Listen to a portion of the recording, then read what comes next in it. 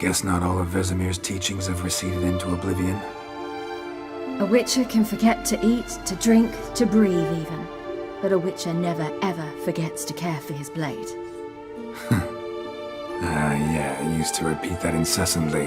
Never tired of doing it either. What creature was it? Huh? Creature? One that gave you the scar over your left eye. It's new. I don't remember it. Souvenir from the Cockatrice of Spala. Another addition to the collection. Nothing special. Yours is healed beautifully, though. Avalach. He prepared some special ointments for me. But that was before the curse gripped him. Wonder where he is now.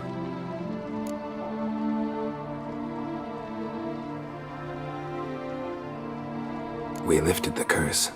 He's at Kaer Morhen, waiting for you. Are you serious? You must be... You'd not jest about something like that. A nice thing to wake up to. You trust him? Avalach? He's not let me down to date. Not once. Why exactly is Avalach helping you? Sages have never been fond of humans. He doesn't do it for me. It's about my power. As if it could ever be about anything else. Avalach tried to teach me how to control my ability. He was also making sure I didn't fall into Eredin's hands. What's Eredin after? What's he want from you? What everyone wants. Control of my powers. His homeworld faces annihilation. Eredin's decided to invade ours. Brilliant, wouldn't you say? Can't achieve much on his own, so he needs to bring an army. Except his navigators can't possibly move him and thousands of NL between planes. Their abilities won't allow it. Whereas yours will. Exactly. And if I die in the process, well, that's a necessary sacrifice.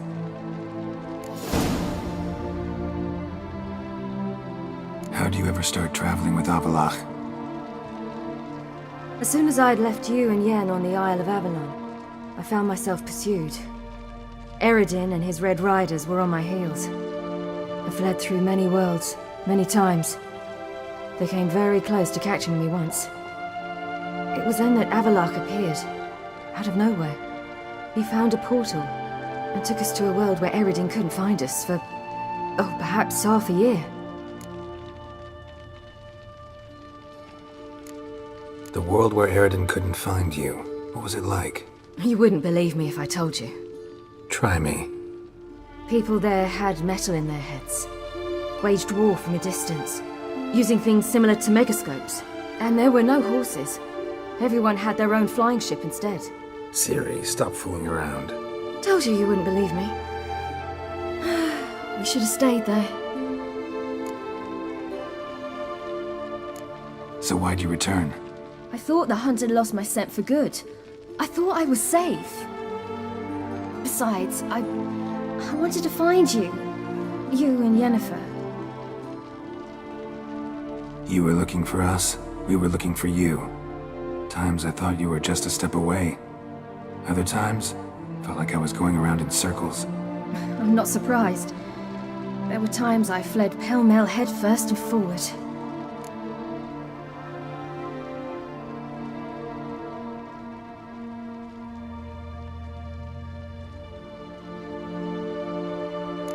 So tell me how it happened, step by step.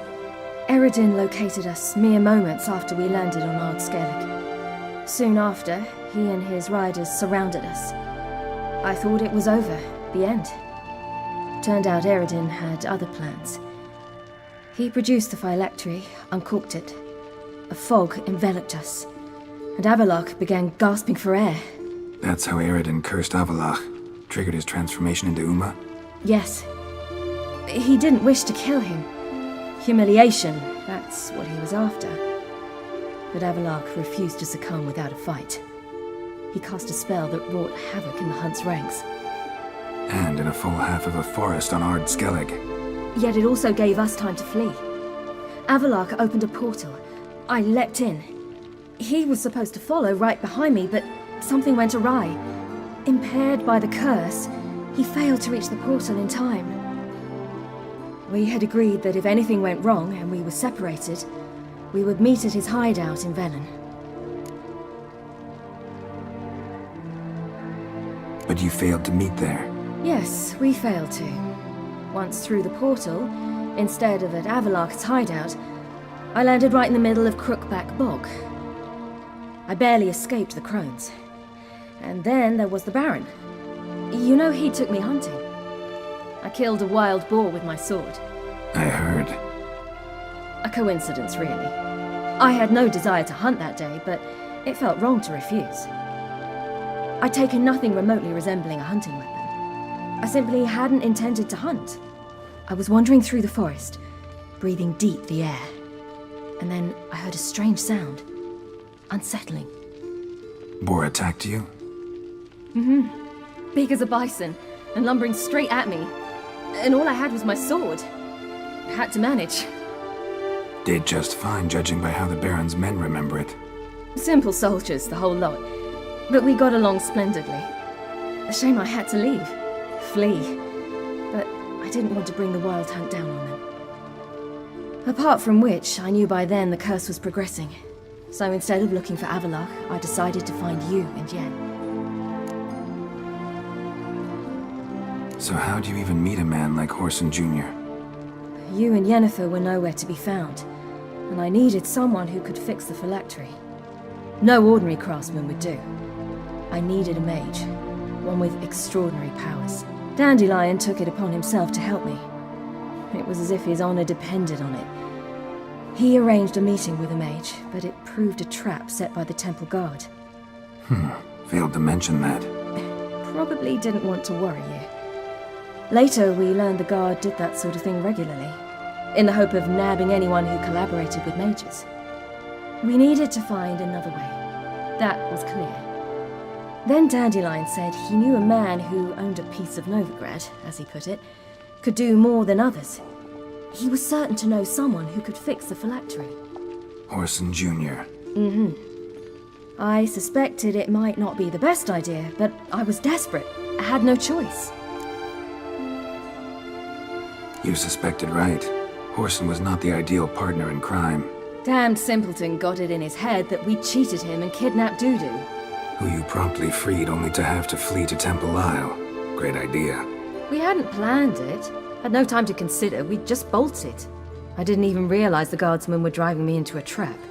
Suddenly there I was, and I knew I had to disappear. At once. And that's when you landed back in Skellige. The shore of Hindisfjall.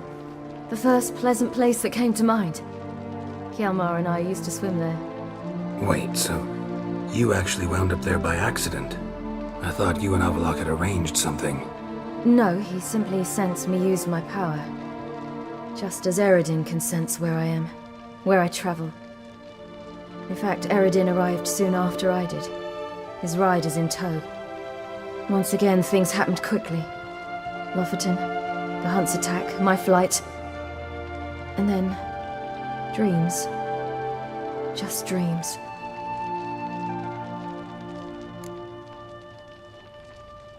What did you dream? I've had nothing but nightmares lately. Pretty horrible. Likewise, for the most part. In one, a monster grown from a stillborn child chased you. Ugh, that was horrible. Had a few nice dreams. For example, in one we sat around a fire, drinking good wine, and all around people danced and laughed. I like that one a lot better. Me too. But these dreams, and the others, ended in some tower. No matter what I dreamed, in the end, I would enter a tower. Recognize it? Know where it might be? Not sure. I don't think so, but there was something familiar about it. And something terrifying. The tower was stark and dead. But at the same time, I felt I had to enter it. Did you? No. Dreams all ended with me searching for the entrance. And the last time, instead of the tower, I saw your grizzled face. If not for the scar over your eye, I'd have thought I was still dreaming.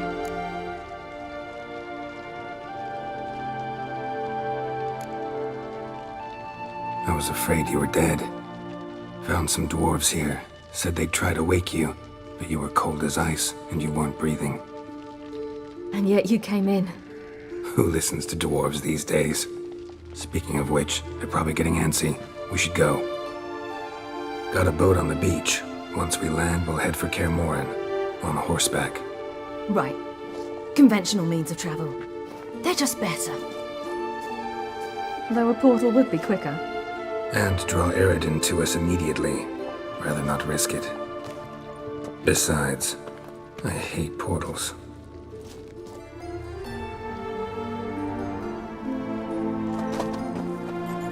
Damn. Listen, we gotta think of a way to...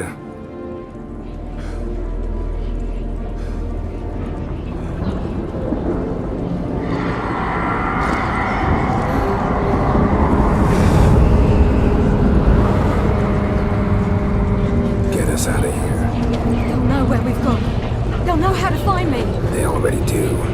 Ciri, take us home.